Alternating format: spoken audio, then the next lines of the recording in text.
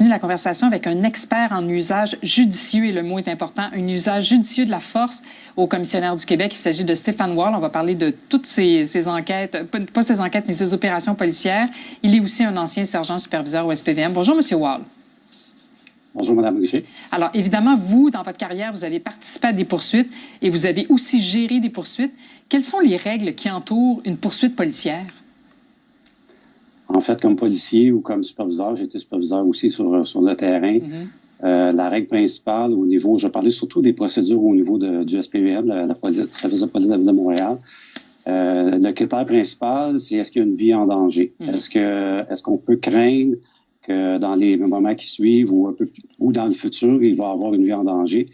Et c'est sur ce motif-là principal qu'on doit décider de poursuivre ou d'abandonner une poursuite comme policier ou comme superviseur. Maintenant, il y a plusieurs facteurs qui vont venir, des critères d'évaluation qui vont venir faire en sorte qu'on va prendre une décision.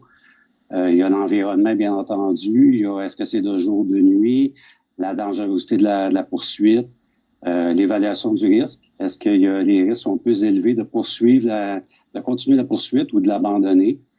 Il y a la protection d'une victime éventuelle. Donc, il y a une série de facteurs à analyser pour décider de continuer ou non. Bon, évidemment, les règles ont évolué avec le temps, ça a changé. Je pense que la procédure est plus complexe aujourd'hui, là. Effectivement, moi, quand je suis rentré dans la police, ça fait 30 ans, des poursuites, il y en avait pour plusieurs motifs. Des crimes contre la propriété, des vols de voitures. C'était courant, puis il y a des poursuites qui pouvaient durer une dizaine de minutes pour un vol de voiture. Et il y a eu des accidents. Au fur et à mesure des années, il y a eu plusieurs accidents. Donc, il y a eu un contexte social qui a changé et les règles ont été resserrées. Donc, maintenant, le mode de fonctionnement a évolué vers s'il y a une vie en danger, maintenant, on peut continuer de faire une poursuite. Sinon, pour un bien, là, ouais, c'est peut-être pas. C'est ça. C'est ça, ça a évolué. C'est pas si capital, effectivement. Et ce que je sais aussi, M. Wall, c'est que les règles sont pas uniformes pour tous les corps de police. Est-ce que ce serait pas plus simple de faire la même chose partout? Oui, dans un monde idéal, ouais. ça pourrait être quelque chose de peut-être possible. La difficulté là-dedans, c'est que les environnements sont différents. Chaque corps de police est indépendant. Chaque corps de police a un environnement différent. Des fois, c'est régional, des fois, c'est en ville. Puis, c'est difficile d'avoir une seule règle pour tous les corps de police. Il y a vraiment des particularités dans chaque ville, dans chaque municipalité, qui fait en sorte que ça serait difficile d'uniformiser toutes les procédures. Donc, chaque corps de police est indépendant. Bon, une dernière question sur les poursuites, là. Évidemment, on ne sait jamais si la personne qui est au volant de l'auto est un dangereux criminel. Alors, si on essaie d'arrêter quelqu'un et qui s'enfuit ou qui accélère, le premier réflexe du policier, ce sera de le poursuivre, non? Oui, c'est sûr que le premier réflexe du policier, c'est de poursuivre parce qu'il ne sait pas pourquoi l'individu se sauve. Voilà. Est-ce que c'est une infraction au CSR? Dans ce cas-là, ça devrait être abandonné rapidement par le policier ou par le superviseur qui a toujours la tête froide, qui va avoir l'ensemble des circonstances pour prendre sa décision.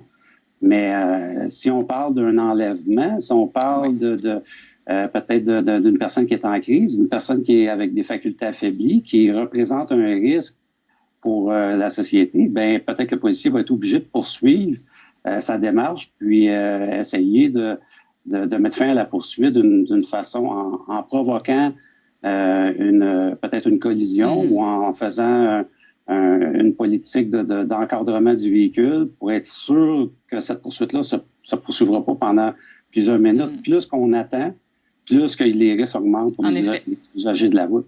Maintenant, je vais vous entendre sur une dernière chose, M. Wall. Parlons de l'intervention policière qui a eu lieu à Joliette. Évidemment, les policiers arrivent là, ils entendent des cris. Visiblement, il y a un danger, il y a quelque chose qui se passe. Alors, ils sont totalement justifiés d'entrer, là. On n'est pas obligé d'attendre que quelqu'un nous autorise à entrer, là. Non, du tout.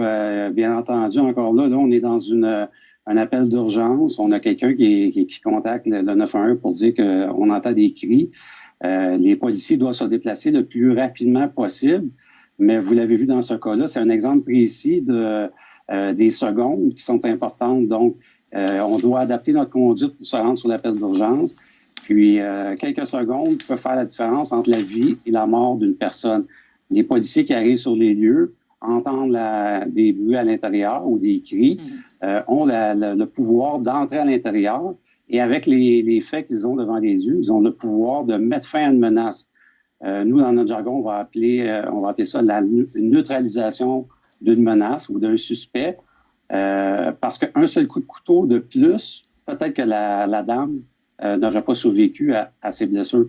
Donc, c'est un concours de circonstances hier à Joliette qui a fait en sorte que les policiers ont été là juste dans le bon timing pour éviter le pire. On est déjà rendu à 5 violences conjugales, 5 assassinats de femmes depuis le début de l'année. On est passé proche de la 6e.